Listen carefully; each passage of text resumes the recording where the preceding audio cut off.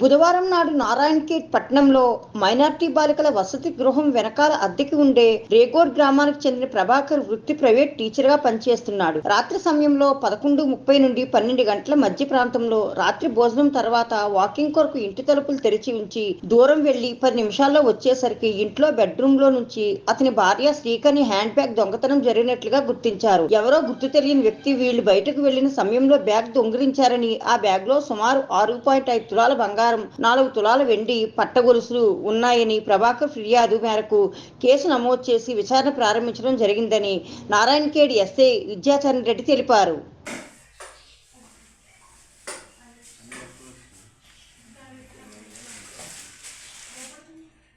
నా పేరు ప్రభాకర్, రేగోడ్ మండల్ కొండాపూర్. మరి గత 3 నెలల నుంచి నారాయణఖేడ్లో ఇక్కడ నివాసం ఉంటున్నాము. ఇదే నారాయణఖేడ్లో ఒక ప్రైవేట్ పాఠశాలలో నేను టీచింగ్ స్టాఫ్ వర్క్ చేస్తాను. రాత్రి సుమారు 11 ఆ ప్రాంతంలో మేము తిన్న తర్వాత కిందికి వాకింగ్ లాగా ఇట్లా బయటకు వెళ్ళినాము. ఒక 10 మినిట్స్ వచ్చేసరికి మాకు ఏదో డౌట్ వచ్చినట్టు చూస్తే, ఒక మనిషి కనబడ్డట్టు ఏదో డౌట్ వచ్చినట్టు చూస్తే బ్యాగ్స్, నా బైక్కి లాంటివి లేవు. అప్పుడు మాకు దొంగతనం జరిగిందని మేము పోలీస్ వాళ్ళకి ఇన్ఫార్మ్ చేసినాము. 100కి ఫోన్ చేసి వాళ్ళు వచ్చి చూశారు. చూసి సుమారుగా మా మిస్సెస్ వాళ్ళది గోల్డ్ అంత సుమారు ఒక 8 తులాల వరకు ఉంటుంది. దాంతోపాటు ఇతర వెండి సామాగ్రి లాంటివి ఉన్నాయి. అవి మరియు నా బైక్కి కూడా కనబడటం లేదు.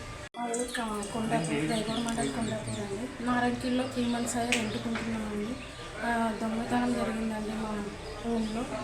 అయితే దొంగతనం జరిగినట్టు కూడా అనిపించలేదు, కానీ అది మేము కిందికి వెళ్ళినప్పుడు పైకి వచ్చింటుంది. పైకి వచ్చి చూసేసరికి మా బ్యాగ్ కనిపించలేదండి. కనిపించలేదు అందులో ఈయన కీసు కూడా, బైక్ కీసు కూడా కనిపించలేదండి. బంగారము, 1 మువ్వల హారము, 2 కొలుసులు, ఉంగరాలు, మళ్ళా చైన్లు, మళ్ళీ వెండి సామాగ్రి మొత్తము అలా అన్నీ పోయినాయండి.